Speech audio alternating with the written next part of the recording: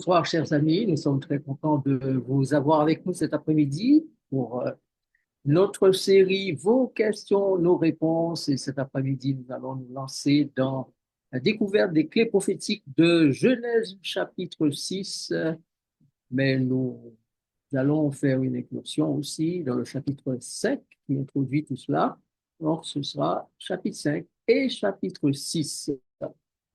Merci de nous avoir fait le plaisir d'être parmi nous. Nous sommes censés nous retrouver mardi 24 pour notre poursuite de l'étude d'Apocalypse chapitre 19. Nous avons longuement considéré le souper des oiseaux et nous allons bientôt avancer et terminer cette étude du chapitre 19.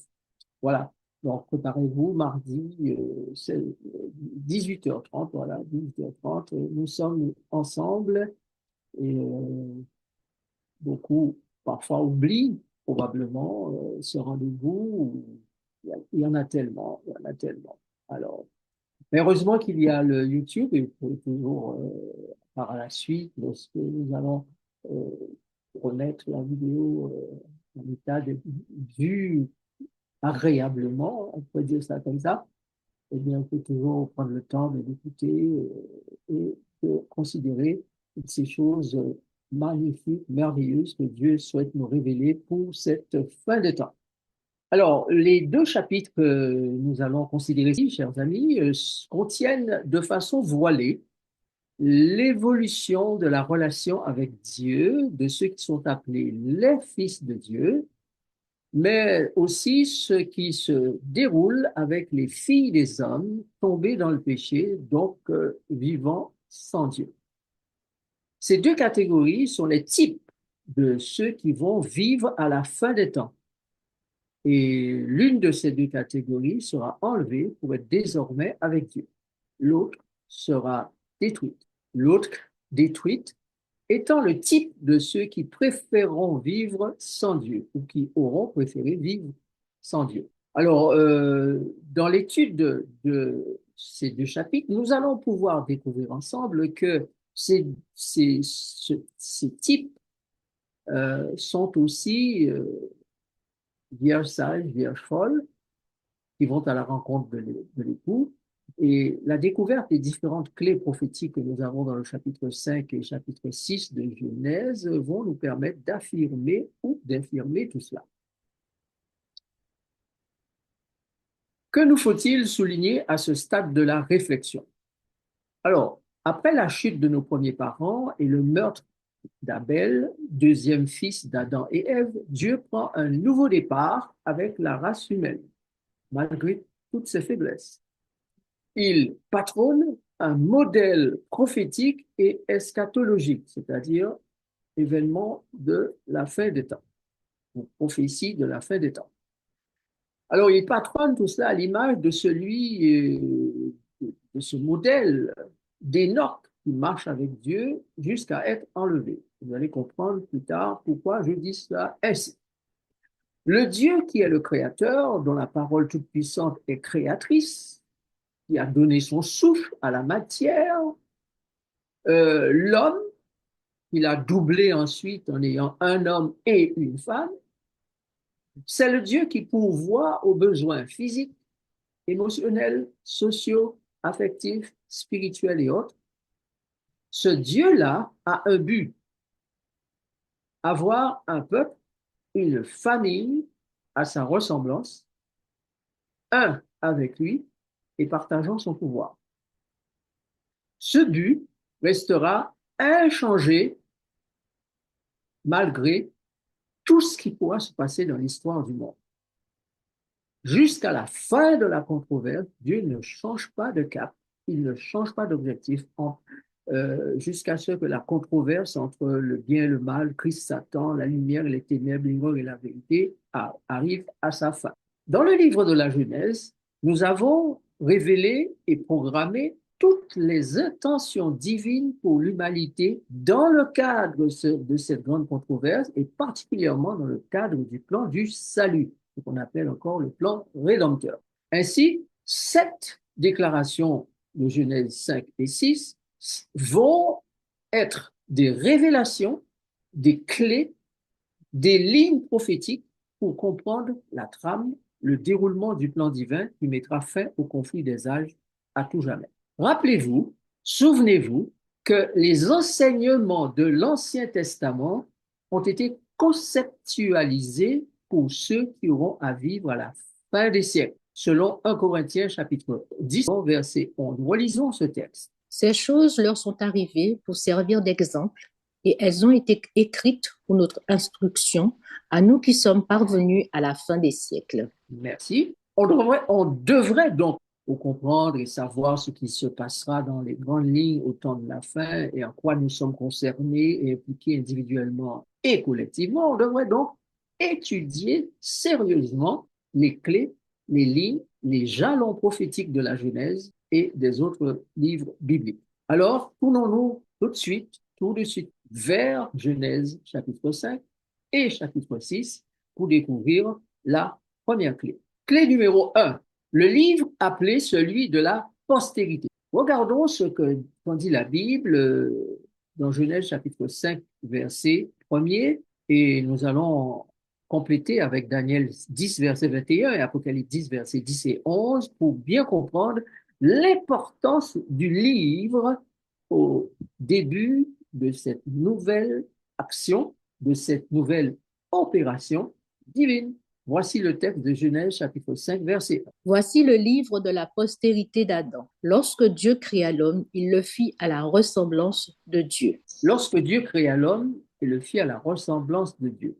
Vous avez noté que la première partie de la Genèse, Genèse chapitre 1, Genèse chapitre 2, 3, 4, nous donne une histoire de la création, du péché, de la révolte de Caïn et de l'histoire d'Abel, etc., etc.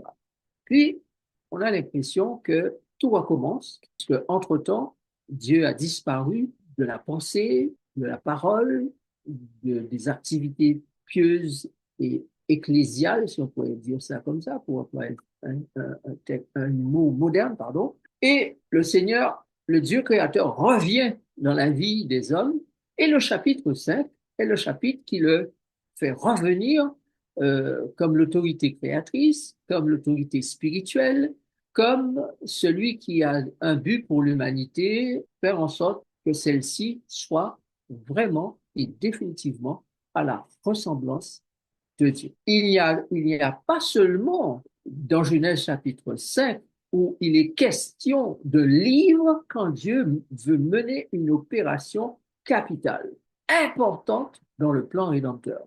Regardons par exemple Daniel chapitre 10 verset 21. Mais je veux te faire connaître ce qui est écrit dans le livre de la vérité. Personne ne m'aide contre cela, excepté Michaël, votre chef. On l'a lu concernant le livre de la postérité dans Genèse chapitre 7.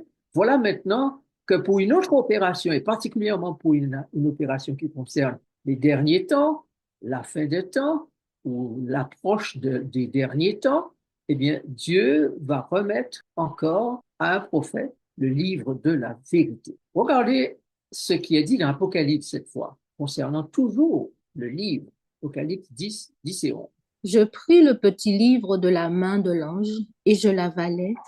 Il fut dans ma bouche doux comme du miel, mais quand je l'eus avalé, mes entrailles furent remplies d'amertume. Puis on me dit, il faut que tu prophétises de nouveau sur beaucoup de peuples, de nations, de langues et de rois. Donc on a le livre de la postérité pour le démarrage de la nouvelle génération, la génération des fils de Dieu. On a un livre appelé livre de la vérité pour l'opération qui va se dérouler avec l'empire grec, l'empire romain et jusqu'à la fin des temps. Et puis, à la fin des temps, on a un petit livre donné à Jean qui semble être le même que celui donné à Daniel, puisque Daniel avait pour ordre de sceller le livre car il ne serait pas compris, il ne serait pas ouvert, il ne serait pas lu avant la fin des temps ou au dernier temps.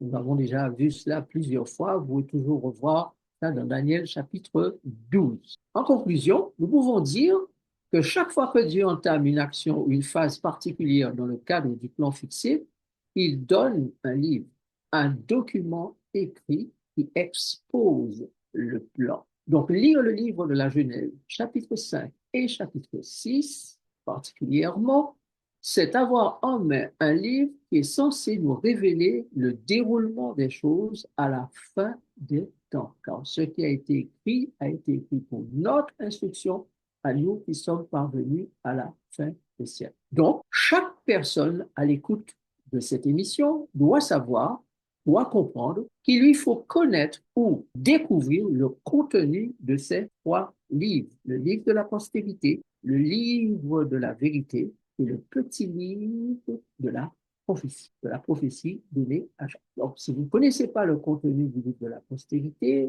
vous allez en découvrir tout à l'heure quelques indices qui vont vous permettre de comprendre ce qui est le contenu du livre de la postérité. Puis, le livre de la vérité, le fameux livre donné à Daniel, nous en avons déjà parlé, mais nous reviendrons certainement là-dessus au fil de nos émissions, car de toute manière, je m'attache à vous donner principalement, à étudier avec vous principalement les thèmes du livre de la vérité. Tous les thèmes du livre de la vérité sont dans Daniel 11 et 12, parce que ça a été donné au moment où on a les deux derniers empires et les autres gouvernements ou nations qui vont exister suite au démantèlement du dernier empire qui était celui de Romain. Maintenant, la clé numéro 2, alors retenez bien que la clé numéro 1, c'est le livre de la postérité.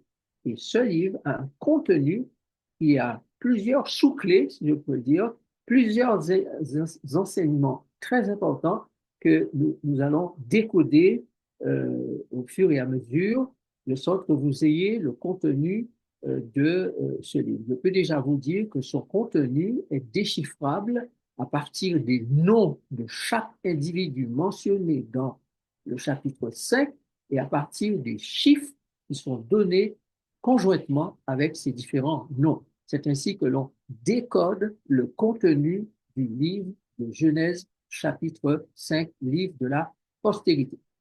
Et comme cette postérité se poursuit encore à travers les Écritures, vous pouvez toujours faire l'exercice intellectuel, neuronal et spirituel de prendre les différents noms dans toutes les généalogies et d'en découvrir le sens. Chaque nom a un sens et donne ainsi un sens à l'ensemble du message contenu dans le chapitre ou dans le livre en question. Donc, vous qui avez trouvé toujours barbant de lire les généalogies, sachez que c'est l'une des parties de la Bible les plus intéressantes et les plus révélatrices du caractère, du plan du salut, du caractère de Dieu, du caractère de sa mission, etc., etc. Ça révèle plein de choses. Okay? Donc, ne passez plus les pieds joints sur les généalogies. Sachez qu'elles renferment des messages cohérents, importants, décisifs et utiles pour le décodage des messages divins quant au plan rédempteur. Dieu n'aurait pas mis ça là si c'était pour nous ennuyer à lire des noms en tel engendra. Moi, quand j'étais jeune, je lisais pas ça, je sautais cela parce que ça me dérangeait terriblement d'avoir à lire ça répétitif comme ça tout le long. Bon, je ne voyais aucun intérêt à lire ça. Mais maintenant que j'ai compris comment ça se décode et comment ça se lit, eh bien, je peux vous assurer que c'est très intéressant. Donc, clé numéro 2, Genèse chapitre 5, versets 1 à 3. Là, il est question d'une descendance à la ressemblance de Dieu. Donc, si Dieu commence par nous donner un contenu de livre, puis il nous dit, voilà, mes amis, mes objectifs. Donc, après le contenu, vous avez les objectifs divins. Maintenant, objectif numéro 1, clé numéro 2, une descendance à la ressemblance de Dieu. C'est moi, c'est ce que je veux, moi le Créateur, moi le Dieu de toute éternité. J'ai l'intention d'avoir une descendance à ma ressemblance. Regardons ce que dit Genèse chapitre 5, versets 1 à 3. Voici le livre de la prophétie d'Adam. Lorsque Dieu créa l'homme, il le fit à la ressemblance de Dieu. Il créa l'homme et la femme, il les bénit et il les appela du nom d'homme lorsqu'ils furent créés. Adam âgé de 130 ans, engendra un fils à sa ressemblance, selon son image, et il lui donna le nom de Seth. Puisque Abel a disparu, assassiné, cette lignée d'hommes qui étaient soucieux d'obéir à Dieu est maintenant remplacée par Seth. D'ailleurs, le nom Seth signifie mise à la place de. Donc, ça veut dire que la postérité d'Adam repart d'une façon nouvelle avec la venue de nouveaux êtres, d'un homme nouveau qui s'appelle Seth et qui va remplacer Abel et avoir un fils, Enoch, qui lui va rester dans la lignée d'Abel. Donc la lignée de ceux qui obéissent à Dieu, qui sont soumis à Dieu, qui aiment Dieu et qui lui donnent gloire. Je regardais, et voici, l'agneau se tenait sur la montagne de Sion, et avec lui 144 000 personnes qui avaient son nom et le nom de son père écrit sur leur front. Ce sont ceux qui ne se sont pas souillés avec des femmes, car ils sont vierges. Ils suivent l'agneau partout où il va. Ils ont été rachetés d'entre les hommes comme des prémices pour Dieu et pour l'agneau, et dans leur bouche il ne s'est point trouvé de mensonge, car ils sont irrépréhensibles. Alors, j'ai une question pour vous. Est-ce que vous connaissez une génération depuis la création, après le péché, d'hommes ou un peuple qui a été parfaitement à l'image de Dieu? Non. Toute l'histoire du peuple d'Israël, particulièrement choisi par Dieu, les enfants de Jacob dans la Bible, voient Dieu reprocher aux dirigeants et à son peuple leurs souillures, leurs impuretés régulièrement. Depuis que les enfants d'Israël sont sortis d'Égypte, depuis qu'ils ont été constitués en peuple de Dieu et ensuite nation théocratique, n'est-ce pas? Dieu a eu à se plaindre ou à reprocher à Israël constamment ses infidélités. Donc, il n'y a jamais eu de peuple marchant dans la justice, la droiture, marchant dans l'intégrité, dans la sainteté que Dieu voudrait les voir marcher. Ainsi, quand nous lisons concernant les 144 000, nous voyons que c'est le seul peuple que Dieu appelle vierge, n'est-ce pas? Irrépréhensible, ayant le nom ou encore le caractère du Père et de l'agneau. Donc, finalement, Dieu va obtenir à la fin des temps d'avoir un peuple à sa ressemblance. Finalement. Mais il va falloir attendre pratiquement 6 7 000 ans. Vous comprenez? Donc, dès le départ, Dieu sachant qu'il y a cette longue attente, ne nous laisse pas là un suspense attendre. Il nous révèle comment le temps va, les 6 000 ans vont se dérouler. Mais c'est encodé dans le livre de la Genèse. Les histoires de la Genèse nous donnent ce développement, ce déroulement, les intentions divines, les résultats divins, les apparents échecs. Tout cela est décrit dans le livre de la Genèse, sous forme de scénarios individuels ou de groupes, sous forme d'histoires diverses, de prose, de poèmes. Réfléchissons et comprenons qu'il nous faut nous mettre sérieusement à l'étude de la Bible, car Dieu a besoin d'un peuple à sa ressemblance. Regardons ce que dit Ésaïe 1 quant à la difficulté que Dieu a avec son peuple. Malheur à la nation pécheresse, au peuple chargé d'iniquité, à la race des méchants, aux enfants corrompus. Ils ont abandonné l'Éternel, ils ont méprisé le Saint d'Israël. Ils se sont retirés en arrière. Quel châtiment nouveau nous infligez quand vous multipliez vos révoltes, la tête entière est malade et tout le cœur est souffrant. Dans quel état sommes-nous aujourd'hui? Sommes-nous meilleurs? Dieu désire un peuple qui marche dans la sainteté, rempli de son esprit, reflétant son caractère saint, irréprochable, et il va l'obtenir. Mais serons-nous sélectionnés pour faire partie de ce peuple-là? Là est la grande question. Job a posé la question. Et il a donné la réponse. Quand nous lisons dans Job 14, verset 4, il dit, comment d'un être souillé sortira-t-il un homme pur? Il n'en peut sortir aucun. Alors, comment Dieu va-t-il faire pour obtenir des êtres purs alors que des êtres souillés naturellement par le péché comme nous, il ne peut pas sortir d'homme pur. Donc, le souhait de Dieu, la volonté divine qui n'a pas changé de iota, vous serez saints car je suis saint. comment demander à des humains de nature pécheresse d'être des saints? C'est impossible, sauf si ces humains font confiance à Dieu et que Dieu lui-même fasse l'œuvre de sanctification, de justification et de sanctification. Et le texte d'Apocalypse 14, versets 1, 4 et 5 que nous venons de lire montre que Dieu a réussi, a finalement il a réalisé le plan prévu en ayant les 144 000 purs, vierges, irréprochables, caractère de Dieu, caractère de l'agneau, reproduits en eux, ils sont parfaits, parfaits. Et Apocalypse ajoute que c'est ce peuple-là qui va vaincre la bête et son image. C'est lui qui sera puissant à la fin des temps, fort pour annoncer le message des 3 anges d'Apocalypse 14, versets 6 à 13. Voilà un peuple qui, comme Enoch, vous voyez comment les indices prophétiques, les clés prophétiques du chapitre 5 et du chapitre 6 nous indiquent ce qui va exister à la fin des temps. Comme Enoch marcha avec Dieu et Dieu le prit, les 144 000 vont marcher avec Dieu, puis être enlevés, avec tous les ressuscités, bien sûr. Troisième clé. Donc, première clé, livre. Deuxième clé, un peuple à la ressemblance. Troisième clé, un peuple des humains qui marchent pleinement avec Dieu, qui ont une expérience. C'est ici la persévérance des saints qui gardent les commandements de Dieu et possèdent le témoignage de Jésus. Voilà le peuple, voilà les humains qui marchent pleinement avec Dieu. Donc Dieu veut non seulement, dans son plan, avoir prévu un livre pour enseigner, un peuple à la ressemblance, un peuple qui marche pleinement, quotidiennement, régulièrement, à tout instant avec. Regardons ce que dit Genèse chapitre 5, verset 24, que vous ayez situé bien, ayez en tête le but divin. Enoch marcha avec Dieu, puis il ne fut plus, parce que Dieu le prit. Veux-tu marcher avec Dieu de telle sorte qu'à la fin, Dieu te prenne avec lui? Donc, l'objectif qui a été atteint par Enoch est le même objectif que Dieu fixe à son peuple à la fin des temps. Marcher avec lui pour être enlevé par lui définitivement. Isaïe 43, versets 7 et 10.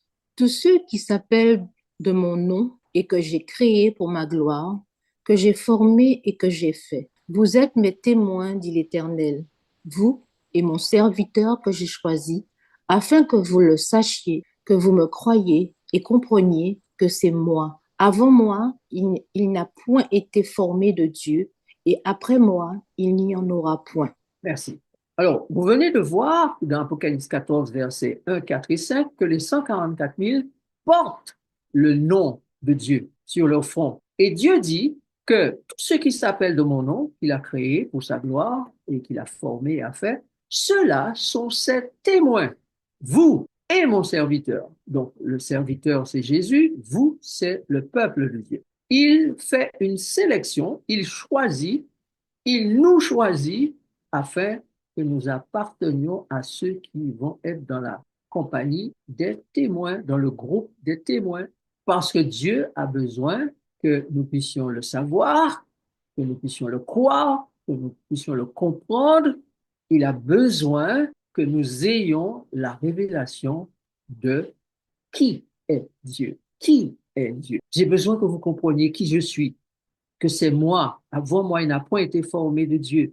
Et après moi, il n'y en aura point. Dieu veut nous donner une connaissance aussi parfaite que possible, tandis que nous sommes encore dans la nature humaine charnelle, de ce qu'il est. Et d'ailleurs, vous vous souvenez que nous vous avons lu le texte d'Hébreux chapitre 8 où Dieu dit, je répandrai mon esprit sur vous, je mettrai ma loi dans votre esprit, dans votre cœur, je serai votre Dieu et vous serez mon peuple. Aucun n'enseignera plus son concitoyen, ni aucun son frère en disant connais le Seigneur, car tous me connaîtront.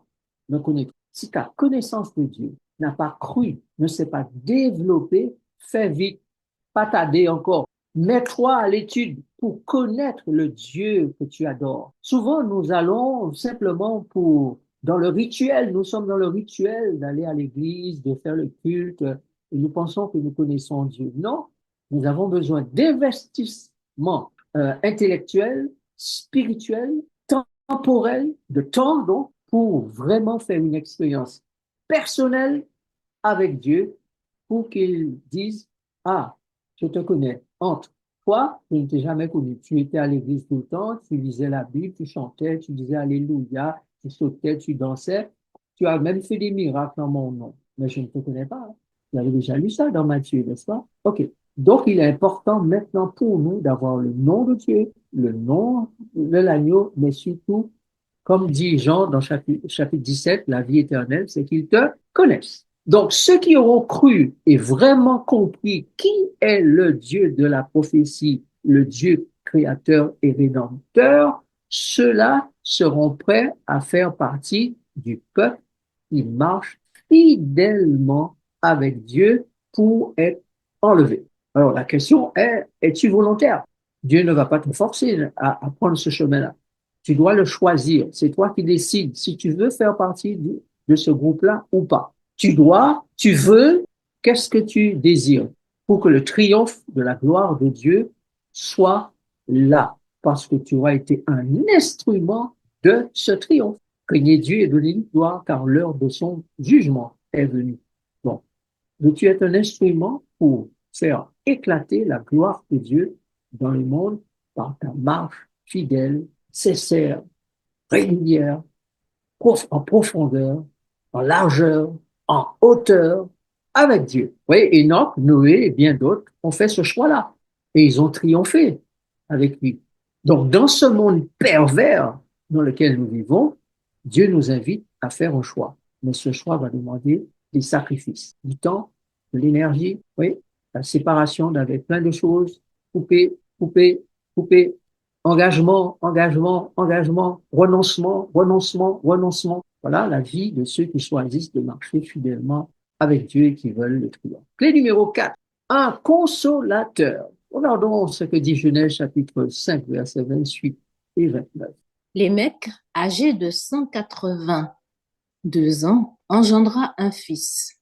Il lui donna le nom de Noé en disant, celui-ci nous consolera de nos fatigues et du travail pénible de nos mains, provenant de cette terre que l'Éternel a maudite. Celui-ci fera quoi? Il nous consolera de nos fatigues et du travail pénible de nos mains, provenant de cette terre que l'Éternel a maudite. Donc, vous voyez déjà une clé prophétique annonce de la venue de l'Esprit, le grand consolateur. Ainsi, Jésus, quand il arrive, il dit dans Jean 14, verset 15 à 18, qu'il va nous envoyer un quoi? Eh bien, c'est le même mot qu'il emploie, consolateur. Consolateur. Donc, dans le plan divin qui est décrit dans le chapitre 5, alors je vous ai déjà dit là, une fois dernière, je ne sais plus laquelle, le moment où nous avons abordé la Genèse, que dans ce livre de la Genèse, Dieu révèle des choses importantes pour la fin des temps. Okay? C'est le déroulement de l'histoire du peuple de Dieu depuis la création, après le péché, jusqu'au retour de Jésus. Donc, Noé devient un type, c'est ce fils dont il est question, fils de Lémec.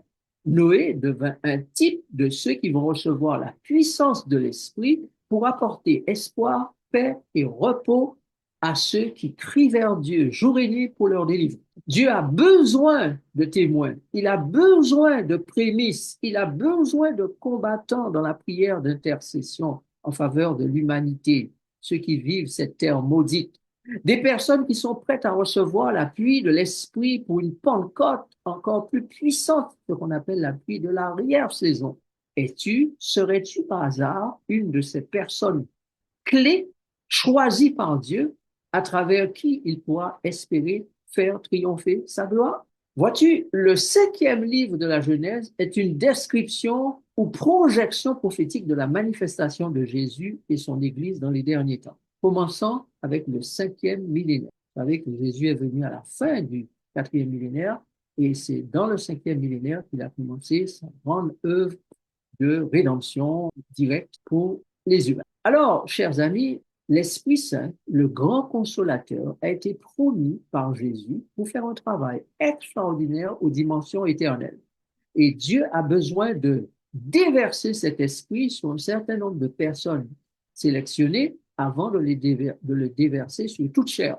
Donc, il commence par les 144 000 qui reçoivent la plénitude de l'Esprit de Dieu, qui sont en mesure de faire ou d'accomplir la mission qu'il leur est dévolue, celle de refléter le nom de Dieu et de l'agneau.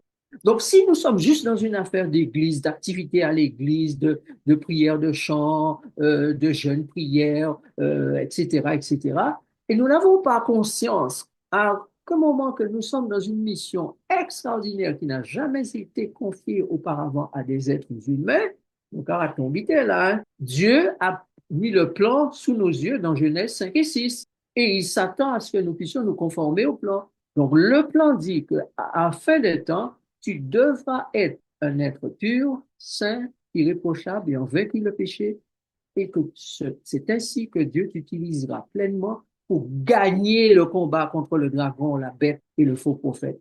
Donc, si tu t'engages vraiment à être un combattant, un serviteur de Dieu, sache que c'est ça qui t'attend. C'est cela qui t'attend. En dehors de ça, tu es bien au-delà de ce que Dieu attend en ces temps-ci. Donc, réveillons-nous. Ça, c'est le livre de la vérité, ça. Hein. Ce langage-là, on n'entend pas souvent parce que beaucoup pensent que le pasteur Navré raconte des inepties ou plein de choses, d'où il pense ça, etc. Et il est un petit peu mis à l'index ou marginalisé. Peu importe, c'est pas important.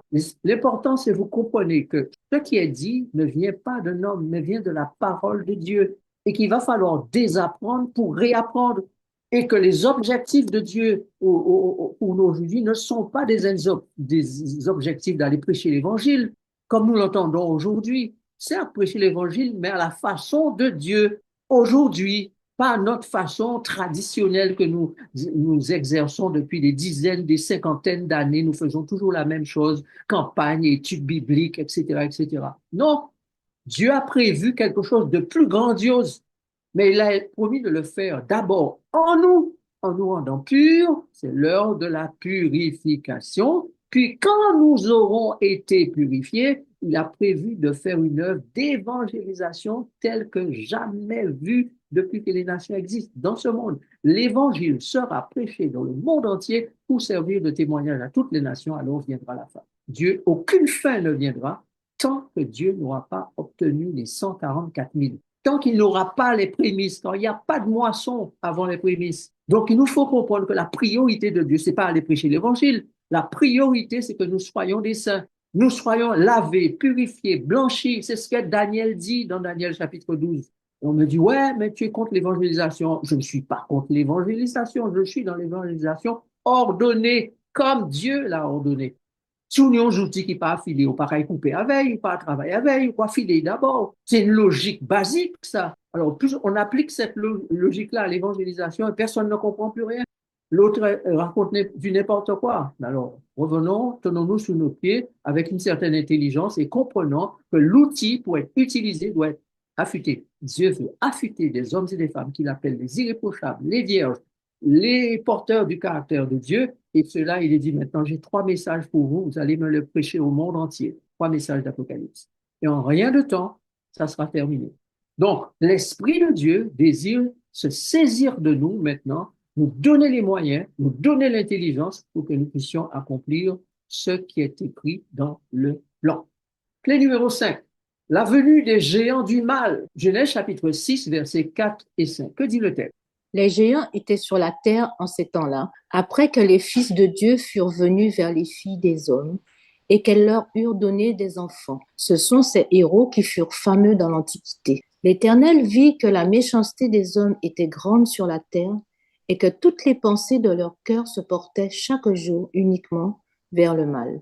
Lorsque les hommes eurent commencé à se multiplier sur la face de la terre et que des filles leur furent nées, les fils de Dieu virent que les filles des hommes étaient belles, et ils en prirent pour femmes parmi toutes celles qu'ils choisirent. Tu as vu le fer mêlé avec l'argile, parce qu'ils se mêleront par des alliances humaines, mais ils ne seront point unis l'un à l'autre, de même que le fer ne s'allie point avec l'argile. Alors l'Éternel dit, mon esprit ne restera pas à toujours, dans l'homme, car l'homme n'est que chair, et ses jours seront de 120 ans. Alors, je reviens en arrière pour que vous puissiez comprendre bien.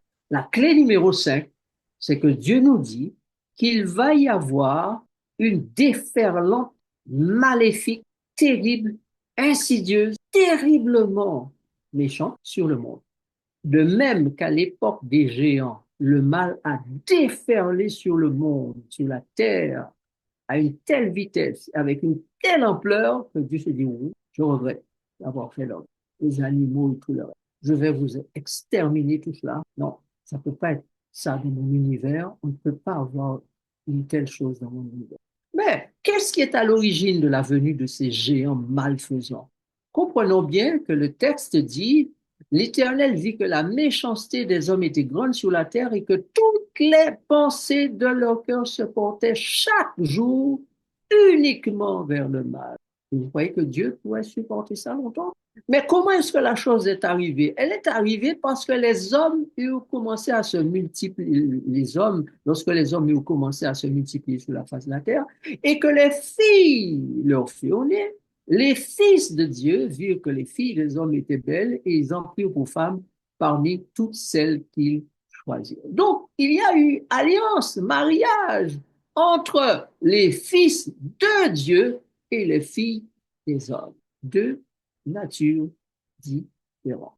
Nature des fils de Dieu et nature des fils de l'homme. Ces deux natures se sont mixées, mélangées, alliancées, mariées, et c'est alors que la catastrophe a déferlé sur la planète Terre. Ainsi, pour la fin des temps, Dieu dit, il va y avoir la même chose, une déferlante d'alliances. Tu as vu le fer mêlé avec l'argile parce qu'ils se mêleront par des alliances humaines, alliances d'hommes. Mais ils ne seront point unis l'un à l'autre, de même que le fer ne s'allie point avec l'argile. Dans ce cas, dit le Seigneur, moi, je ne peux pas garder mon esprit dans l'homme. L'Éternel dit, mon esprit ne restera pas toujours dans l'homme, car l'homme n'est que chair, et ses jours seront de 120 ans. Les hommes vont faire alliance contre nature, des alliances contre nature. Et nous voyons la chose sous nos yeux. La semaine dernière, la Haute Autorité de Santé dit aux professionnels de santé, soyez très indulgents envers les jeunes qui veulent changer de sexe. L'homme est en train de faire des alliances contre nature, avec lui-même, avec le diable, avec les démons, avec les mauvais esprits, pour que l'image de Dieu soit complètement effacée de l'humanité, dans l'humanité. La bête, puissance politico-religieuse protestante, qui monte de la terre, États-Unis d'Amérique, protestants des États-Unis d'Amérique, va s'allier avec celle qui monte de la mer, l'Europe et les Occidentaux du monde, c'est-à-dire l'esprit occidental du monde, catholique en particulier, trop longtemps dominateur. Ces deux forces-là, la bête qui monte de la mer et la bête qui monte de la terre, vont s'allier et une déferlante du mal. On va revoir les géants du mal surgir à nouveau sur cette terre. Spirituellement parlant, je m'entends, mais avec sous toutes sortes de formes physiques, monétaires et politiques, financières, morales. On verra toutes sortes de géants qui vont apparaître pour faire déferler sur cette planète le mal comme on ne l'a jamais vu auparavant. Ainsi, la terre entière sera séduite et se prosternera, adorera le dragon immoral, meurtrier, menteur, selon Apocalypse 13. Mais le paradoxe, c'est qu'en même temps, il va y avoir une levée des 144 000, de tous ceux qui sont remplis de l'esprit et qui seront touchés par cet esprit que Dieu enverra sur toute chair, et l'on verra une croissance sans précédent du mal et du bien. Donc, il va falloir choisir entre les deux seules voies. On verra une déferlante de la méchanceté, mais aussi on verra l'amour de Jésus, du Père, découvert sur une forme toute nouvelle, et beaucoup seront attirés par cet amour que manifestera le peuple de Dieu. La méthode du Christ sera appliquée strictement, la seule qui réussisse, et le monde aura une autre vision de Dieu, un espoir. On verra une déferlante de l'impudicité, mais aussi une déferlante de la sainteté. Une déferlante du sang versé, mais aussi une déferlante de la justice et de la protection de la vie. La charité du plus grand nombre se refroidira, mais Dieu aura un peuple qui fera triompher l'amour. L'Esprit de Dieu se sera graduellement alors retiré du monde. Dès lors, le monde sera mûr pour l'extermination. Clé numéro 6, la destruction massive par un déluge d'eau puis de feu. C'est ce que nous indique la clé de Genèse chapitre 5 et 6. Lisons. Et l'Éternel dit, j'exterminerai de la face de la terre l'homme que j'ai créé, depuis l'homme jusqu'au bétail, aux reptiles et aux oiseaux du ciel, car je me repens de les avoir faits. Alors Dieu dit à Noé, la fin de toute chair est arrêtée par devers moi, car ils ont rempli la terre de violence. Voici, je vais les détruire avec la terre. Mais il faut auparavant qu'ils souffrent beaucoup et qu'ils soient rejetés par cette génération. Ce qui arriva du temps de Noé arrivera de même au jour du Fils de l'homme. Les hommes mangeaient, buvaient, se mariaient et mariaient leurs enfants, jusqu'au jour où Noé entra dans l'arche, le déluge vint et les fit tous périr. Alors, vous réalisez, chers amis, d'après les textes que nous avons lus, qu'il y a une destruction massive qui se prépare. Alors qu'au temps de Noé, elle a été d'eau, à notre temps, c'est le déluge de feu qui se prépare. Dieu annonce donc par cette cinquième clé un anéantissement de toute vie sur la terre.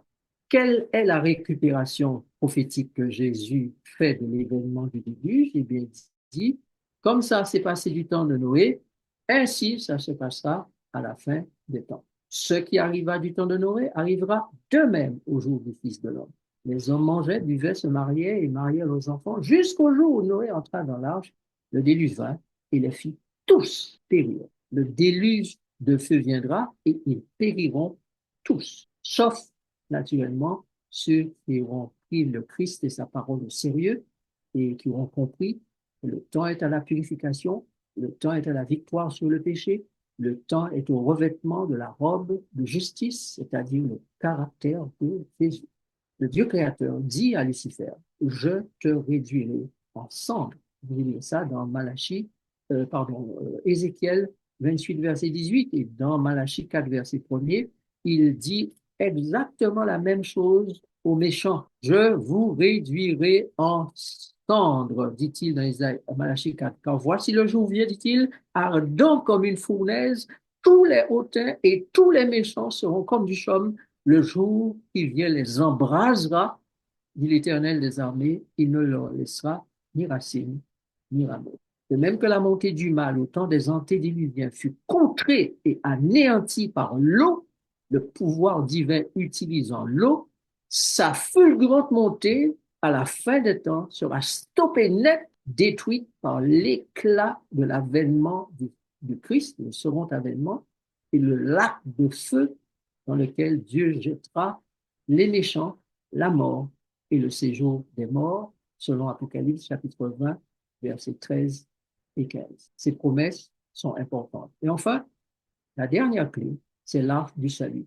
Voici ce que dit l'Écriture concernant l'arche de Noé. Fais-toi une arche de bois de gopher. Tu disposeras cette arche en cellules et tu l'enduiras de poids en dedans et en dehors. Maintenant, vous connaissez les clés. Vous savez que dans Genèse chapitre 5, au lieu de lire simplement une généalogie, vous avez des parties du texte. Il faut bien faire attention. Et là, Dieu annonce son plan rédempteur. La dernière chose qu'il dit dans le texte, c'est avant que le déluge arrive, d'eau ou de feu, c'est qu'il faut une arche qui soit le refuge de tous ceux qui auront cru en lui, qui lui auront fait confiance. Notre seul moyen de salut, c'est l'arche de l'alliance, le coffre au couvert propitiatoire. Jésus, notre intercesseur dans le lieu très saint du sanctuaire céleste où se trouve le coffre qui contient sa loi. Notre refuge, c'est Jésus qui, symboliquement, maintenant, dans sa mission céleste, est comme aspergeant le couvercle du propitiatoire de son sang pour que tous nous puissions bénéficier du pardon, bénéficier de la grâce de Dieu, bénéficier de la puissance de l'Esprit de Dieu et être, selon Daniel 12, verset 10, lavés, blanchis et épurés. Ceux qui vont se donner les moyens de l'être au nom de Jésus seront sauvés, seront lavés, seront blanchis, seront épurés. Les autres seront considérés comme des vierges folles, des adorateurs de Satan et seront purement et simplement jetés dehors. En conclusion, la Bible dit, dans Hébreux 6, verset 19, cette espérance, nous la possédons comme une encre de l'âme, sûre et solide. Elle pénètre au-delà du voile. Donc, c'est derrière le voile, lieu saint, là où Jésus est, là où est l'arche de l'alliance, là où est le couvercle, le propitiatoire. C'est là qu'il nous faut être maintenant pour avoir les résultats qui sont issus de cette présence de Jésus dans ce lieu-là. Marc chapitre 13, verset 23 dit, soyez sur vos gardes. Je vous ai tout annoncé d'avance. Mes amis, il n'y a rien que Dieu nous ait caché. C'est nous qui ne l'avons pas encore lu, nous ne l'avons pas encore compris, nous ne l'avons pas encore décodé. Mais Jésus dit, je vous ai tout annoncé d'avance. Dieu nous a donné donc la parole prophétique pour trois raisons principales. Numéro 1, pour que Jésus, l'étoile du matin, se lève dans nos cœurs. C'est Pierre qui nous donne cette idée-là. Pour nous donner de l'espérance et une foi solide, c'est Paul qui nous donne cette idée-là. Pour que nous soyons vigilants sur nos gardes, c'est Jésus lui-même qui nous dit, veillez et priez.